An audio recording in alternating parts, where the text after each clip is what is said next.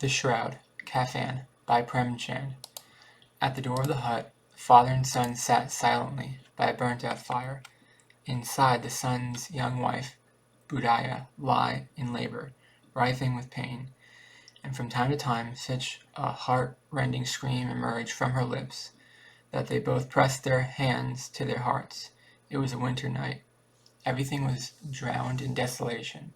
The whole village had been absorbed into darkness. Chazur said, "It seems she won't live. She's been writhing in pain the whole day. Go on, see how she is." Madhav said in a pained tone, "If she's going to die, then why doesn't she go ahead and die? What's the use of going to see?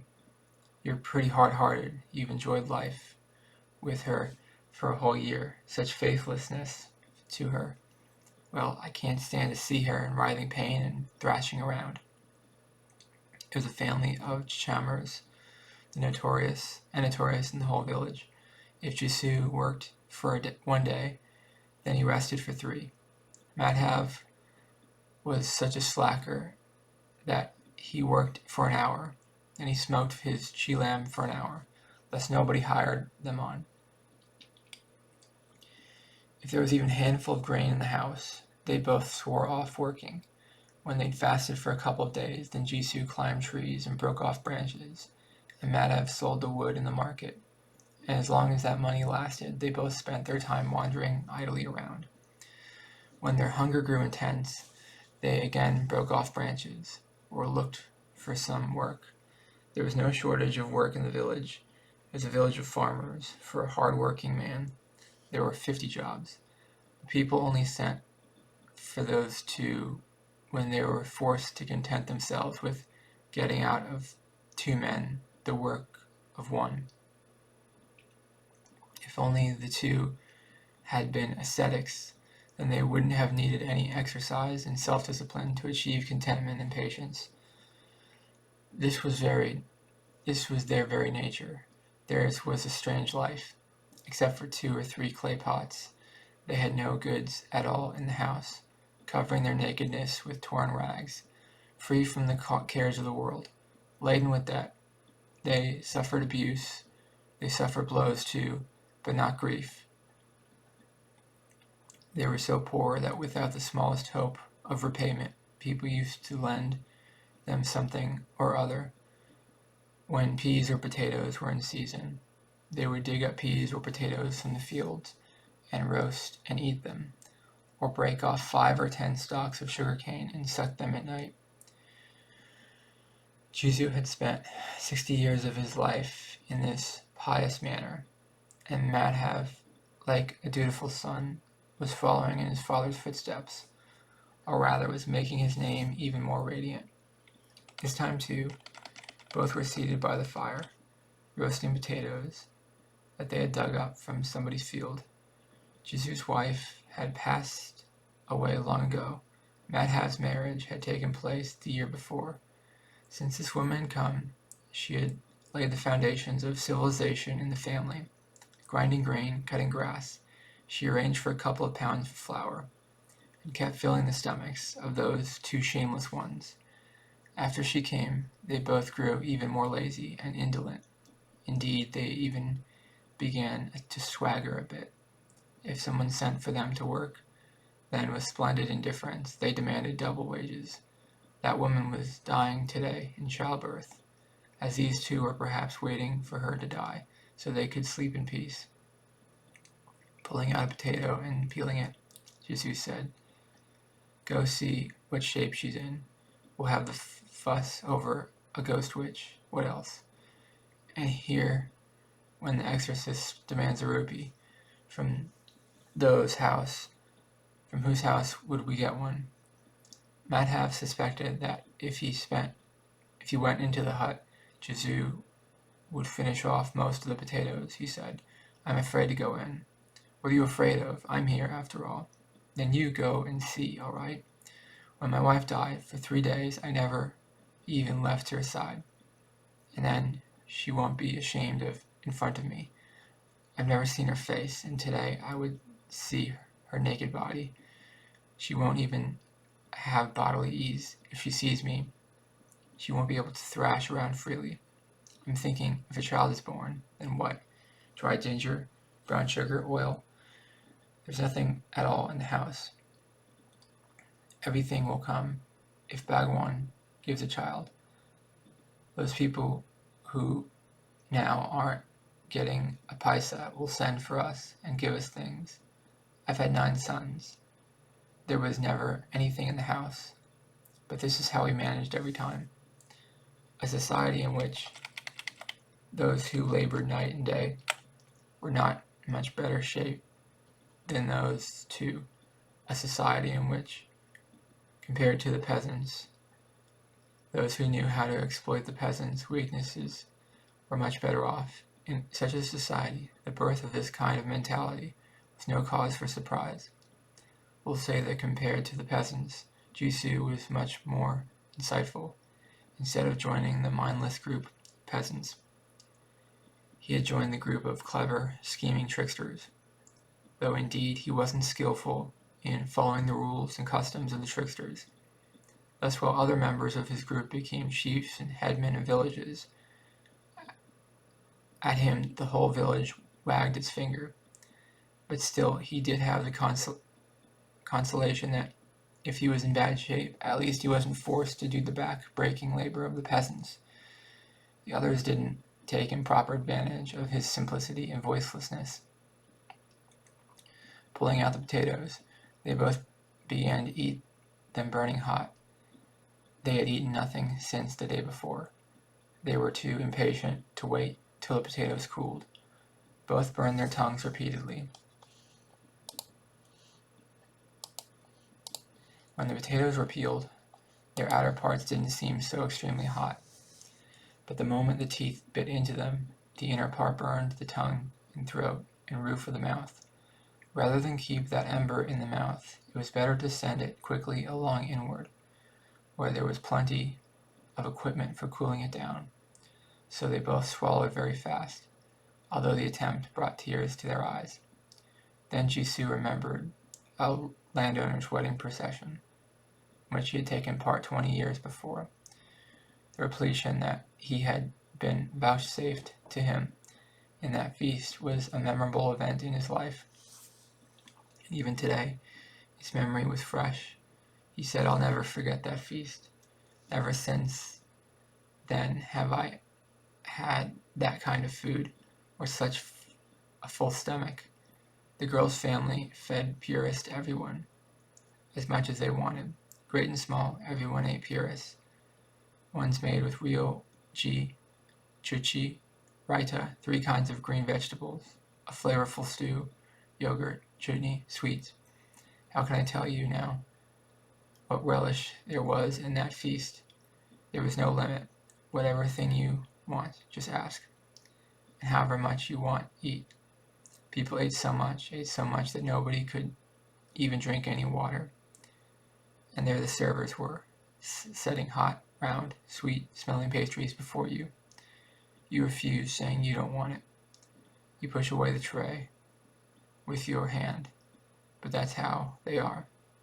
They just keep on giving it. And when everybody had wiped their mouths, then everybody got a pan as well. But how could I be in any shape for a pan? I couldn't stand up. I just staggered off and lay down on my blanket. He had a heart as big as the ocean, that landowner. Enjoying the story of these grand festivities, Madhav said, "If only someone would give us such a feast now." As if anybody would feast anybody now. That was a different time. Now everybody thinks about economy. Don't spend money on weddings. Don't spend money on religious festivals. Ask them, what's this saving of the poor people's wealth? There's no lack of saving. When it comes to spending, they think about the economy. You must have eaten 20 or so puris. I ate more than 20. I would have eaten up to 50. I couldn't have eaten less than 50. I was hale and hearty. You're not half of what I was. After eating, they both drank some water, covered themselves with their dhetis, curled up, went to sleep right there by the fire. as if two gigantic serpents lay coiled there, and Budiva still moaning. In the morning, when Madhav went into the hut and looked, his wife had grown cold. Flies were buzzing on her face. Her stony eyes had rolled upward. Her whole body was covered with dust. In her stomach, the baby had died. Madhav came running to Jisoo. Then they both together began loudly lamenting and beating their breasts. When the neighbors heard the weeping and wailing, they came running, and following the ancient custom, they began to console the bereaved. But this wasn't the occasion for an excessive show of grief. They had to worry about the shroud and the wood. Money was as scarce in their house as meat in the raptor's nest. Father and son went weeping to the village landlord. He hated the very sight of their faces. A number of times he had beaten them with his own hands for theft, or for not coming to work as they had promised. He asked, "What is it, Jisoo? Why do you weep? Nowadays we don't see you around. It seems that you no longer want to live in the village." Jisoo fell prostrate to the ground and said, with tear-filled eyes, "Master, I am in great trouble. Madhav's wife passed away last night. All day she was writhing in pain. Master, we two sat by her bed till midnight. Whatever medicines we could give her, we did, but she slipped away. Now we have no one to care for us. Master, we're devastated. Our house is destroyed. I'm your slave. Now who but you will take care of her final rites? Whatever money we had at hand was used up on medicines. If the master will show mercy, then she'll have the proper rights. To those to whose door should I come except yours?" The landlord Sahib was a compassionate man, but to show compassion to Jisoo was to try to dye a black blanket. He felt like saying, "Get out of here. Keep the corpse in your house and let it rot. Usually you don't come even when you're called. Now when you want something, you come and flatter me. You treacherous bastard, you villain." But this was not the occasion for anger or revenge. Willingly or not, he pulled out 2 rupees and flung them down, and he didn't open his lips to say a single word of consolation. He didn't even look in Jisoo's direction, and he discharged a duty. When the landlord Sahib gave 2 rupees, then how could the village merchants and moneylenders have the nerve to refuse? Jisoo knew how to beat the drum of the landlord's name. One gave 2 paisas, another gave 4 paisas. In an hour, Jisoo had collected the sum of 5 rupees in ready cash. Someone gave grain, someone else gave wood, and in the afternoon, Jisoo and Madhav went to the market to get a shroud. Meanwhile, people began to cut the bamboo poles, and so on. A sensitive-hearted woman in the village came and looked at the body. They shed a few tears at its helplessness and went away. When they reached the market, Jisoo said, "We've got enough wood to burn her, haven't we, Madhav?" Madhav said, "Yes, there is plenty of wood. Now we need a shroud, so let's buy a light kind of shroud." "Sure, what else?" "Well, the body being carried along at night will come all night who sees a shroud. What a bad custom it is that someone who didn't even get a rag to cover her body when she was alive needs a new shroud when she's dead. After all, the shroud burns along with the body. What else? What is it good for? If we have these 5 rupees earlier, we would have given her some medicine." Each of them inwardly guessed what the other was thinking. They kept wandering here and there in the market until eventually evening came. Sometimes they went to a cloth seller's shop, sometimes to another. They looked at various kinds of fabric. They looked at silk and cotton, but nothing suited them. The 2 arrived by chance or deliberately before a wine house, as if according to some prearranged decision. They went inside. For a little while they both stood there in a state of uncertainty. Then Jisoo went to the counter and said, "Sir, please give us a bottle or 2. Jisoo brought 1 bottle of liquor and some sesame sweets. After this, some snacks came, fried fish came, and they both sat down on the veranda and peacefully began to drink. After drinking a number of cups in a row, both became elevated. Jisoo said, "What's the use of wrapping her in a shroud? After all, it would only be burned. Nothing would go with her." Looking towards the sky as if persuading the angels of his innocence, Madhav said, "It's the custom of the world. Why do these same people give thousands of rupees to the Brahmins? Who can tell whether a reward does or doesn't reach them in another world? Rich people have wealth, let them waste it. What do we have to waste? But what will you tell people? When people ask where the shroud is," Jisoo laughed, "we'll say the money slipped out of the waistband. We search and search for it, but it didn't turn up. People won't believe it, and they'll still give the same sum again." Madhav, too, laughed at this unexpected good fortune, at defeating destiny in his way. He said, "She was very good, the poor thing. Even as she died, she gave us a fine meal." More than half the bottle had been finished. Jisoo ordered 2 sairs of puris, a meat stew, and spiced liver and fried fish. There was a shop right next to the wine house. Madhav ran over and brought everything back on 2 leaf plates. The cost was fully 1.5 rupees. Only a few paise were left. Both of them sat eating puris, with all the majesty of a tiger in the jungle pursuing his prey. They had no fear of being called to account, nor any concern about disgrace. They had passed through these stages of weakness long ago. Jisoo said in a philosophical manner, "If my soul is being pleased, then won't she receive religious merit?" Madhav bestowed his head in pious confirmation. "Certainly she'll receive it. Bhagwan, you are the knower of hearts. Take her to heaven. We're both giving her our heartfelt blessing. The feast I've had today, I haven't had its equal in my whole life." After a moment of doubt arose in Madhav's heart. He said, "How about it? We'll go there someday too, won't we?" Jisoo gave no answer to the childish question. He looked reproachfully at Madhav. He didn't want the thought of heavenly matters to interfere with this bliss. When she asked us there, why didn't we give her a shroud? What will you say? Oh, shut up. She'll certainly ask. How do you know that she won't get a shroud? Do you consider me such a donkey? I've lived in this world for 60 years, and have I just been loitering around? She'll get a shroud, and a very good one, much better than we would have given. Madhav was not convinced. He said, "Who will give it? You gobbled up the rupees." "It's me she'll ask. I'm the one who put the cinder on the parting of her hair." Jisoo grew irritated. "I tell you, she'll get a shroud. Why don't you believe me?" "Who will give the money? Why don't you tell me?"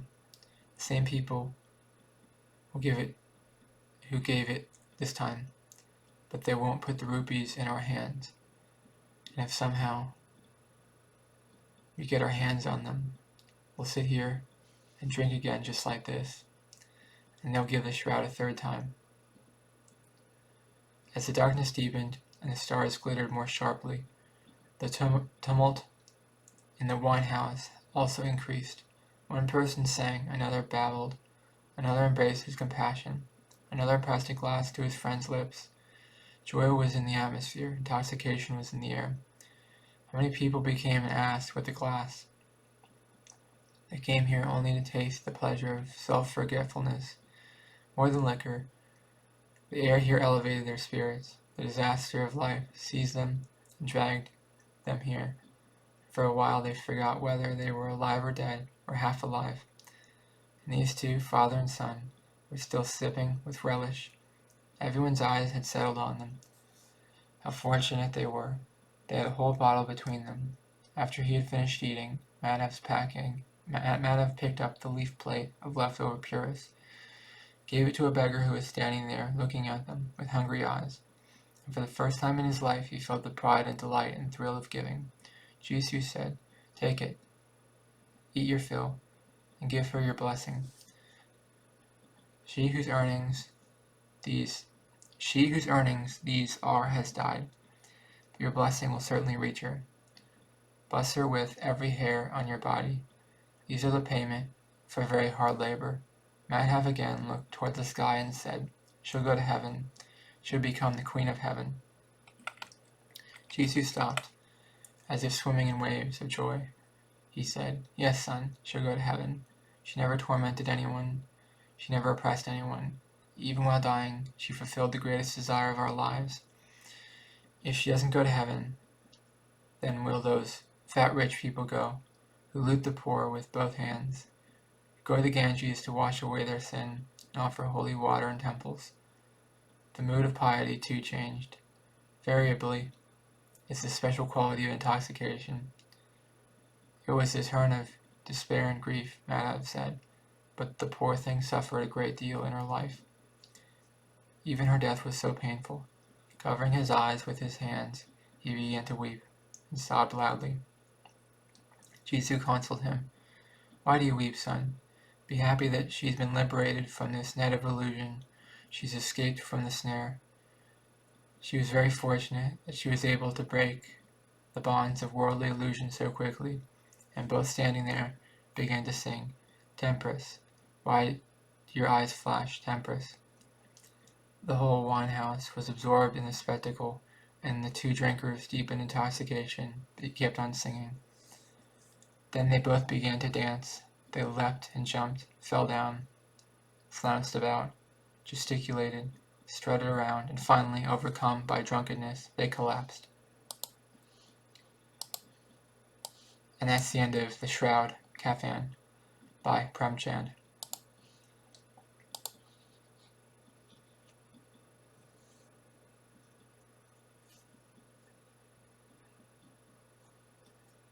I thought that was a good story. I liked it. I'll probably read more from this author because he seems to talk about real things and not about off the wall stuff. I like authors that talk about real things, or mortality, or spiritual beliefs. I guess I didn't really know that they believed in heaven. In Hindu culture, I didn't know they believed in heaven. But I guess it makes sense that heaven's kind of a universal concept, that people go to heaven when they die. I don't believe in heaven personally, but I did believe in heaven when I was younger. I was a Christian when I was younger, and it's interesting to think that Hindu people believe in a similar or the same type of heaven that Christian people believe in, even though they have different ways of defining it or describing it. I think heaven's kind of a universal concept. I know not everybody believes in heaven, but some people do. Probably people around the world believe in some sort of heaven or reincarnation. I don't know if they believe in reincarnation or whatever, but it's interesting how different people around the world believe in different things. Yeah, I like this author, Premchand. I'm probably going to read more of him because I learned a lot from him, and I'm probably going to read more from that. And I like this. A lot of the other authors I read talk about a bunch of nothing, but this story was about something. It was about something very important. A shroud. I don't know if I know what a shroud is. I know the Shroud of Turin went on Mary's face, or went on Jesus' face when he was dying. The Shroud of Turin went on Jesus' face when he was dying. So when someone's dying, you put a shroud on somebody's face. Is that to ease their pain? Is it you put a shroud on somebody's face to ease their pain, to wash away the sweat and the blood on their face as they die? Is that what a shroud does? I don't know. I don't know if I really know what a shroud does. A shroud eases somebody's pain, maybe. I don't know. Or is a shroud a holy artifact? I think under Jesus' case, it's a holy artifact. Under normal cases, it just eases people's pain. But that's just my guess. Let me know in the comments below, what did you think of The Shroud, Kafan, by Premchand. I liked it. Let me know in the comments below what your thoughts of the story. Please subscribe to this channel to be part of the community. Please like this video. It really helps out this channel a lot. Thank you for watching. Have a great day. Bye-bye.